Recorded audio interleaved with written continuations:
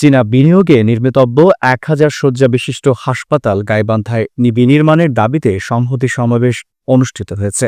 এতে জেলা প্রশাসক Chowdhury Moazzem Ahmed, civil surgeon doctor রফিকুজ্জামানের উপস্থিতিতে অন্যান্যদের মধ্যে বক্তব্য রাখেন জেলা বিএনপির সভাপতি অধ্যাপক ডাক্তার মাইনুল হাসান সাদিক, সাধারণ সম্পাদক মাহমুদুন নবী টিটুল, জেলার জামায়াতের সিনিয়র নায়েবে আমির আব্দুল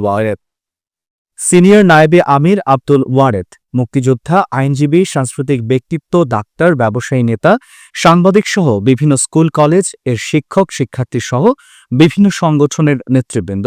বক্তারা বলেন, উত্তরাঞ্চলের অবহেলিত জেলা গাইবান্ধার মানুষের চিকিৎসা ব্যবস্থা উন্নয়নের জন্য বিগত আওয়ামী ফ্যাসিস্ট সরকারের সময় কোনো উন্নয়নের ছোঁয়া লাগেনি।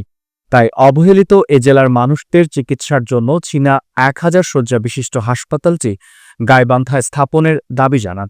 এই প্রকল্প বাস্তবায়িত হলে গাইবান্ধা ও পার্শ্ববর্তী জেলার জনগণ আধুনিক স্বাস্থ্যসেবার আওতায় আসবে এবং একই সঙ্গে এই অঞ্চলের স্বাস্থ্য খাতে বিনিয়োগের নতুন দুয়ার উন্মোচিত হবে।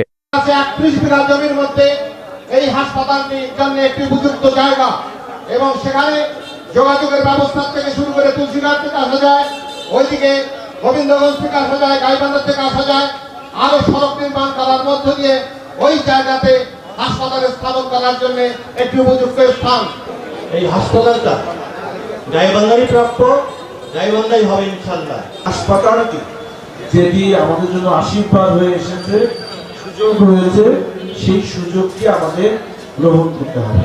একটা ভালো দিক আছে, আমরা কিন্তু চেষ্টা করলেই এই জায়গাটা হয়ে যাবে। চিকিৎসার উন্নতি দেখলাম না এই জীবনে, একটু অসুস্থ হলেই যেতে হয় রংপুর কিংবা ঢাকা।